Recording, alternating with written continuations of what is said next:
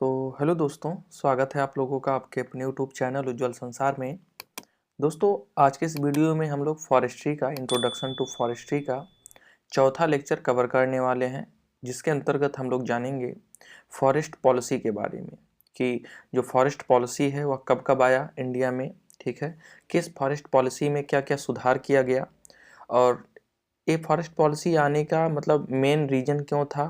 ठीक है, तीन ही फॉरेस्ट पॉलिसी क्यों आई, ये सारी चीज़ें आज की इस वीडियो में हम डिस्कस करने वाले हैं।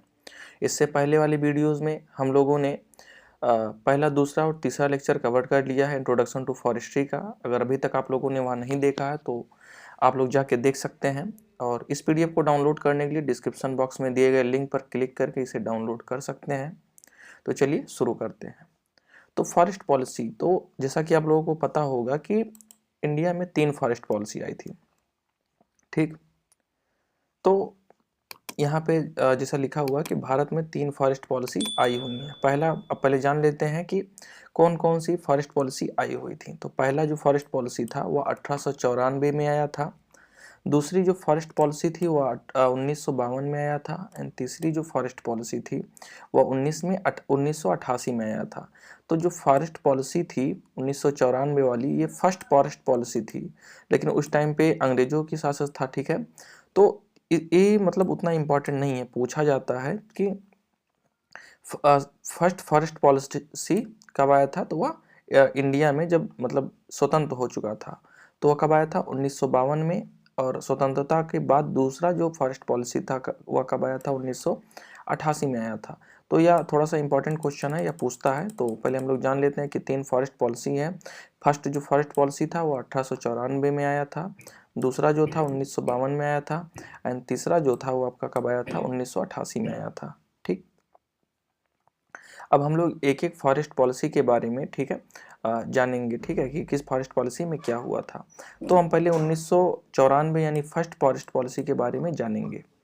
ठीक, इसको थोड़ा सा कर लेते हैं। ठीक, अब है वन विभाग की स्थापना। ठीक है, जो मतलब फॉरेस्ट डिपार्टमेंट है उसकी स्थापना कब हुई थी, तो 1894 में। यह इंपॉर्टेंट क्वेश्चन है और आपके एग्जाम में पूछा जा सकता है। वन लाइनर का जो एमसीक्यू टाइप का क्वेश्चन होता है, मल्टीपल टाइप का क्वेश्चन, उसमें यह पूछा जा सकता है। उसके बाद अगला है स्थापना, या किसने लाया था, तो लॉर्ड डालहौजी ने लाया था। अलग अलग जगह अलग अलग मतलब अंग्रेजों के नाम मिलते हैं, तो इसका कुछ कंफर्म नहीं है। अभी आप गूगल करेंगे तो वहाँ पे कुछ और नाम मिलेगा।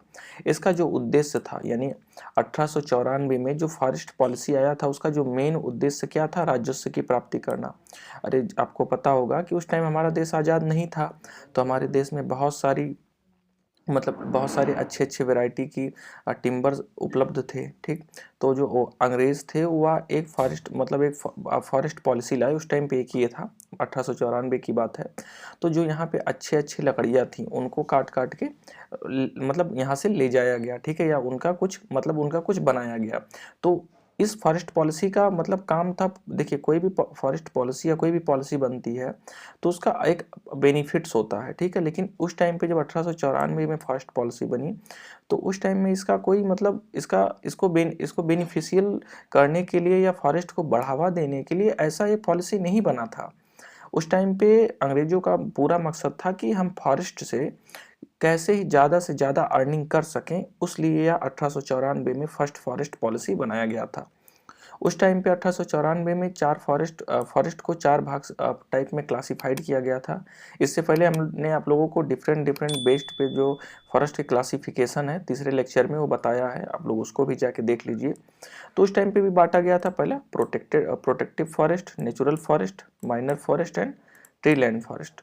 तो ये चार टाइप के फॉरेस्ट है। इन सब फॉरेस्ट क्या होते हैं इसके बारे में हम लोगों ने पिछले वाले लेक्चर में चर्चा कर लिया है, फॉरेस्ट क्लासिफिकेशन के बारे में। उसके बाद दूसरा आया, ठीक, 1852 में दूसरा फॉरेस्ट पॉलिसी आया। ठीक, इसका जो उद्देश्य था वह मानव निर्मित वनों को बढ़ावा देना, क्योंकि उस टाइम पे हमारा देश आज़ाद हो गया था। ठीक, जो हमारा देश आज़ाद हो गया तो उसके बाद ये पहली फॉरेस्ट पॉलिसी थी देश आज़ादी के बाद। तो इसका जो इस फॉरेस्ट पॉलिसी का मेन उद्देश्य क्या था कि 33% जियोग्राफिकल एरिया पे जो हमारा फॉरेस्ट होना चाहिए। ठीक है, खुले पर पशु चारा का प्रबंध, जो खुला स्थान होता है जहाँ पे छोटे छोटे ट्री लगाए गए हैं, वहाँ पे पशुओं को ऐसे खुला छोड़ के नहीं चराने दिया जा रहा था। क्यों? क्योंकि अभी जो हमारा ट्री लगा है, जो हमारा वृक्ष लगा है, वो अभी छोटे अवस्था में है। अब भाई पशु जाएंगे तो उसको खा लेंगे, जिससे उसका ग्रोथ और डेवलपमेंट नहीं हो पाएगा, और जो ये हमारे क्राइटेरिया है 33% का, ये फुलफिल नहीं हो पाएगा। इसलिए खुले में पशुओं को चराना प्रतिबंध कर दिया गया। वनों से अधिक उपज करना, ठीक है। तो नए नए वेराइटियाँ आई किसके, टिम्बर्स के, जिससे उनसे से अधिक उत्पादन किया जा सके। इस टाइप से भी फॉरेस्ट को मतलब वही 4 भाग में क्लासिफाइड किया गया था। और इस टाइम पे कुछ इंपॉर्टेंट चीज़ बात है कि जो मैदानी एरिया है, ठीक है, जो मैदानी एरियाज़ हैं, ठीक है, जो प्लेन जोन है, उसमें जो वन का जो फॉरेस्ट होना चाहिए, उसका जो होना चाहिए, कितना होना चाहिए, मतलब जियोग्राफिकल एरिया पे 33% जियोग्राफिकल, मतलब जैसे ही आपका 100% लैंड है, तो इसमें से आपके 33% एरिया पे जो होना चाहिए, क्या होना चाहिए, फॉरेस्ट होना चाहिए। ये सेकंड फॉरेस्ट पॉलिसी का नियम था। तो मैदानी एरिया में कितना होना चाहिए, 33% होना चाहिए, एंड पहाड़ी एरियाज में कितना होना चाहिए, 66% फॉरेस्ट होना चाहिए। ठीक, उसके बाद फिर ये हमारा तो दूसरा हो गया, क्योंकि इस टाइम पे हमारा देश आज़ाद हो चुका है। अब अपने देश को कैसे आगे लेके जाया जाए, उसको उद्देश्य में फॉरेस्ट को बढ़ावा देने के उद्देश्य से ये फॉरेस्ट पॉलिसी बनाई गई थी।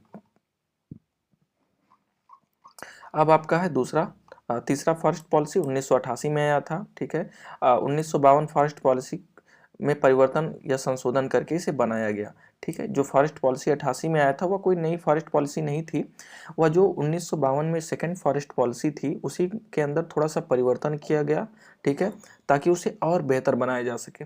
तो इसमें भी इसके भी मतलब वही 4 उद्देश्य थे, ठीक है। Protection forest, conservation forest and development थे, ठीक है। ये चारों मतलब तीनों चारों जो थे पुराने वाले ही थे।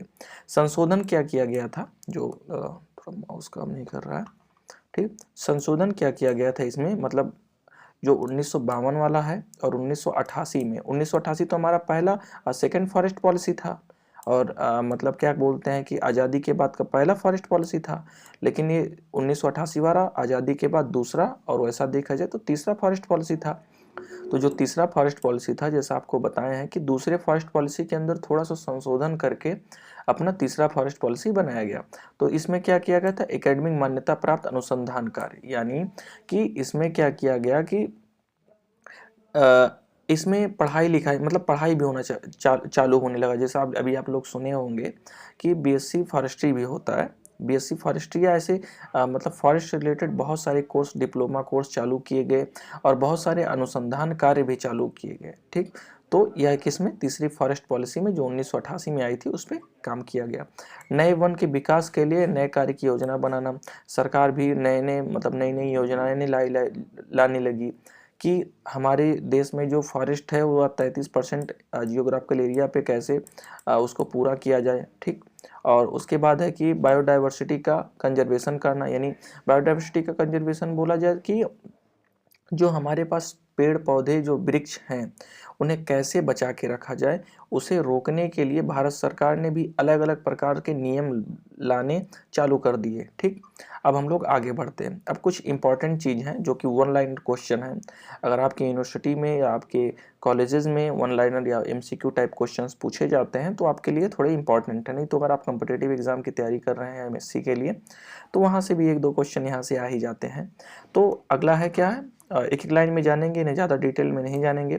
1855 में वन संरक्षण नियम आया था, ठीक, जिसे लॉर्ड डालहौजी ने लाया था। 1894 की बात किया जाए तो वन विभाग की स्थापना की गई थी, और 1894 में ही पहली वन नीति आई थी, एंड 1894 में ही राजस्व की प्राप्ति के लिए काम किया जाने लगा, ठीक है। 1927 की बात किया जाए तो भारतीय वन अधिनियम आया था 1900 कितने में, 1927 में। एंड 1952 की बात कर लिया जाए तो स्वतंत्र भारत की पहली वन नीति, जैसा कि अभी आपको बताया है कि जो 1952 में फॉरेस्ट पॉलिसी आई थी वह मतलब स्वतंत्र भारत की पहली फॉरेस्ट पॉलिसी थी, और इसके अकॉर्डिंग फॉरेस्ट को 4 भाग में क्लासिफाइड किया गया था, वो हमने आपको बताया, ठीक। उसके बाद 1973 में वन जीव अधिनियम आया था, और चिपको आंदोलन भी कब आया था, 1973 में आया था। ये थोड़ा इंपॉर्टेंट है, इसे आप लोग थोड़ा ध्यान से देखिएगा। और यूएनईपी का स्थापना हुआ था और इसी के उद्देश्य से 5 जून को विश्व पर्यावरण दिवस मनाते हैं। और 1971 में रामसर संधि, ठीक है, भारत में इनकी संख्या कितनी है, 75 इस टाइम पे। और 1976 में राष्ट्रीय कृषि आयोग की स्थापना हुई थी। 1980 में वन संरक्षण अधिनियम आया था, ठीक। 1981 की बात कर लिया जाए तो FSI यानी फॉरेस्ट सर्विस ऑफ इंडिया, जो कि देहरादून में है। यह फॉरेस्ट मतलब हर साल कितनी फॉरेस्ट की संख्या बढ़ी है नहीं बढ़ी है उस चीज़ को करने के लिए करता है, ठीक है। इसका यह जो रिपोर्ट है वह 2 वर्षों में अपनी रिपोर्ट को जारी करता है। और फर्स्ट फॉरेस्ट रिपोर्ट कब दिया था, किसने, फॉरेस्ट सर्वे ऑफ इंडिया ने अपना फर्स्ट फॉरेस्ट रिपोर्ट कब दिया था, 1987 में दिया था। उसके बाद 1982 में बोला जाए IIFM यानी Indian institute of forest management, जो कि मध्य प्रदेश भोपाल में है। और इसी से जुड़ा हुआ भी थोड़ा सा नाबार्ड का भी काम हो जाता है इसी में, तो इसी में डाल दिए हैं। नाबार्ड मतलब 12 जुलाई 1982 में इसकी क्या हुई थी, स्थापना हुई थी। उसके बाद है कि 1988 में थर्ड फॉरेस्ट पॉलिसी आई थी। और 2006 से 2007 तक बांस अधिनियम आया था। ये थोड़ा इंपॉर्टेंट है तो आप लोग इसे देख लीजिएगा। तो ये कुछ था फॉरेस्ट पॉलिसी। यहाँ से आपके एग्जाम में वैसे रिटर्न एग्जाम है तो 1 से 2 क्वेश्चन या फिर देगा कि brief introduction of forest policy या 1-2 फॉरेस्ट पॉलिसी, तो आप इतना लिख देंगे तो आप फॉरेस्ट के बारे में बेसिक चीज़ें आपको पता हो गया होगा कि हाँ फॉरेस्ट क्या है, कैसे होता है, कौन कौन सी फॉरेस्ट पॉलिसी आई थी, इनका लाने का क्या उद्देश्य था, ये सारी चीज़ें हमने जानी। अब आगे जो आपका जो कल का लेक्चर रहेगा वह रीजनरेशन के ऊपर रहेगा, ठीक है। कल हम लोग कवर कर लेंगे नेचुरल रीजनरेशन क्या होता है, एंड उसके नेक्स्ट डे हम लोग कवर कर लेंगे आर्टिफिशियल रीजनरेशन क्या होता है। 15 दिन का आपका टाइम चाहिए। 15 दिन में या इंट्रोडक्शन टू फॉरेस्ट्री जो है या कोर्स कवर हो जाएगा। इसके बाद भी और जो कोर्स हैं वो चलते रहेंगे। तो मिलते हैं अपने नेक्स्ट वीडियो में, तब तक के लिए जय हिंद, वंदे मातरम।